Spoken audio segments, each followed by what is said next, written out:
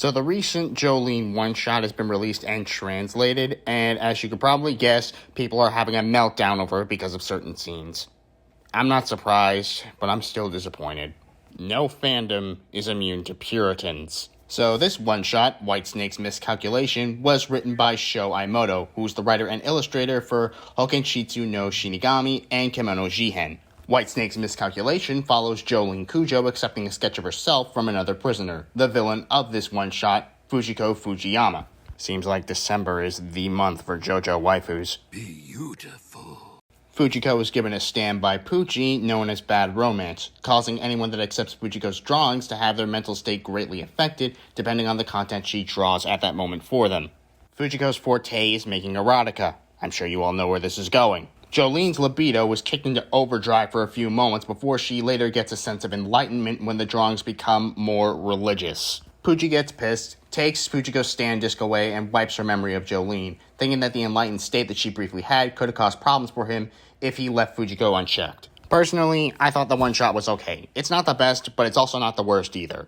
Some moments were pretty funny, and Fujiko was hot as fuck, too. Look at how stacked she is, damn! Nice! Unfortunately, we live in a post-nut world, and some people thought that Jolyne was too horny in this one-shot. So horny, in fact, that most of the reception of this one-shot has ranged from saying that my Princess Jolyne is ruined to sending Aimoto death threats. Why? Because of ahegao faces. No other reason, just expressions. Goodbye. I'm not denying that there are legitimate criticisms about this one-shot, but unfortunately, they are too few and far between compared to everything else that Aimoto's been hit with. So I'll go over some of these criticisms, and then hopefully you'll see what I mean. Starting with the, my precious Jolyne is ruined, expect to hear that a lot. That artist expressed an insulting description to the character without respect for original work. Keep in mind that Aimoto is not only a JoJo fan, but also stated that Jolyne is her favorite JoJo. Jolyne is strong female character, not restricted at sexual target and work, and that is quite meaningful, so this is too rude to the original artist Hirohiko Araki and fandom. Ah yes, the same Jolyne Kujo whose outfit practically hugs her body and accentuates all of her curves, and is jealous of snails because they can fuck everything. But no, 4 pages of ahegao faces is just too much for people.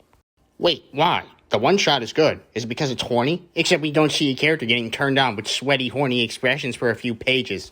It's 4 pages out of 28. You don't have the patience for 4 pages? I know the reading comprehension of most JoJo fans is shot, but come on, people, you're embarrassing yourselves at this point. Where was the outrage with characters like Forever the Orangutan or Alessi when Stardust Crusaders had its anime adaptation? Alright, fucking nowhere. Those instances don't trigger sensibilities, but this does? But Alec, Alessi, and Forever are meant to be creepy. Oh, so now all of a sudden aunties care about context? Bullshit. Kiss my ass! And then we have the ever so popular, let me save this fictional character and be some kind of wannabe hero. Ah yes, protecting fictional women by dogpiling and threatening an artist, who is a real woman. This is bad. To be somewhat fair to the original commenter, they were being sarcastic, but I mean, this is why we have tone indicators, and even then your joke sucks, 2 out of 10. There are way too many instances of idiots online that are genuinely defending the rights of fictional characters, so it's very hard to tell what's a joke and what isn't. And considering you're on Twitter, it's honestly more surprising if you don't come across somebody genuinely defending the rights of fictional characters. I got piled on because I disagreed with the fact that Jolyne is any more sexualized in the one-shot than she is in the actual manga. It do be like that. Well, she is, though. In the manga, she only mentioned it in a full-body checkup. That's not sexualizing. In and of itself, it isn't sexualizing, but Jolyne practically putting on a show for the guards doing the cavity search is. And I'm almost certain that a bridge pose isn't necessary for a cavity search. This small scene shows how shameless Jolyne is, and also that she isn't afraid to show herself off. Call me crazy, but I don't think these detractors like Jolyne as much as they say they do. Thankfully, there are more sane people that are saying that a lot of these death threats and complaints about the sexualization of Jolyne are just incredibly fucking petty and stupid. Some of them are even noticing parallels between the JoJo fandom and the MHA fandom now. And considering the last topic that I talked about before was the Aaron Clover situation and how poorly handled it was, yeah, this comparison isn't hyperbole. On a more positive note, Aaron Clover's back on Instagram. We did it, everyone! Victory! In your face! No hate to show, but Araki showed fan service but didn't make it the sole point of the plot. Making an antagonist for the sole reason of sexualizing Jolyne and not much else isn't a great premise for a rare Jojo side story. Again, the death threats are too much. I agree with the last point. I disagree with everything else. 4 pages is not the entire plot. Thankfully, some readers have a brain and understand what this one-shot was trying to convey. Others don't see it that way. You guys can think of whatever excuses you want. Let's not lie and say the artist didn't go into this without having a clear purpose on how they wanted to draw Jolyne. Okay? And? Is horny bad now? Did 4 panels just ruin your precious character? The person above you, plain as day, explained it to you, and you brush it off as an excuse, even though Poochie himself, at the end of the one-shot, says something similar. Just say that your reading comprehension is ass and get out. Read, nigga! Read!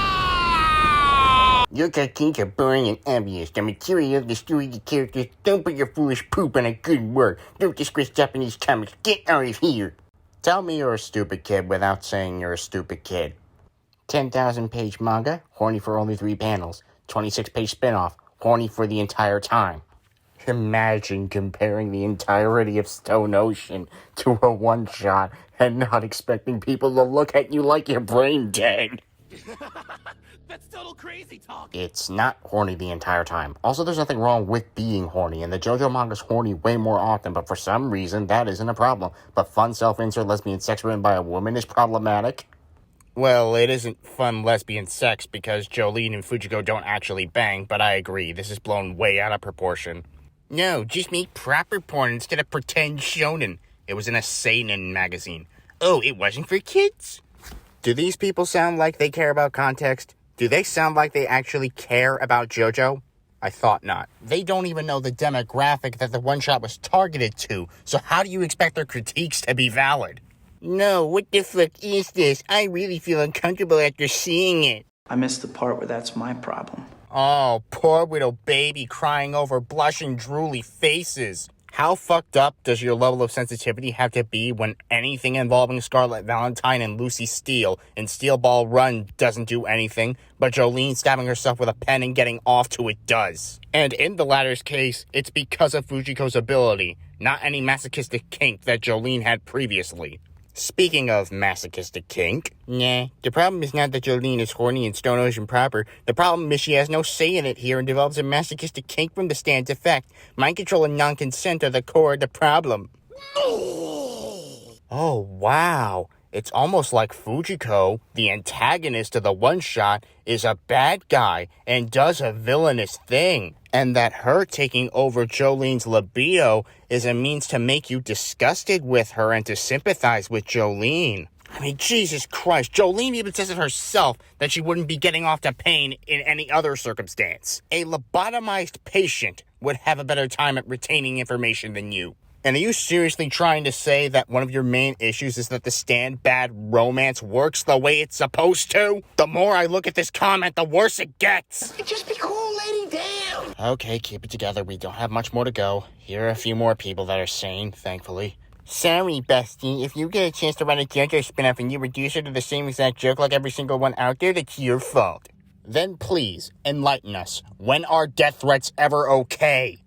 And for even more stupidity, they compare the one-shot to Dead Man's Questions and Purple Haze Feedback, both of which are far longer in length and also have more opportunities for character growth and other plots. The only comparison that this person brings up that's somewhat fair is Fly High with Gucci, which also features Jolyne. I understand that some readers may have been disappointed because we got Crazy Diamond's Demonic Heartbreak not long before the release of Whitesnake's Miscalculation, but this comparison is still misplaced because Demonic Heartbreak is going to be an ongoing spin-off and not a one-shot.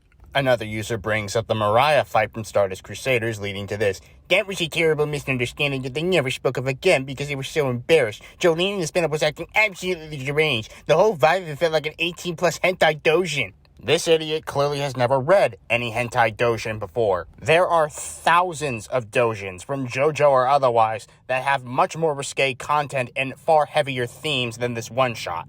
A few of those doujins were also Love Live related, and after sifting through all the shit doujins that were there, the good ones, oh boy, you'll have yourself a good time there.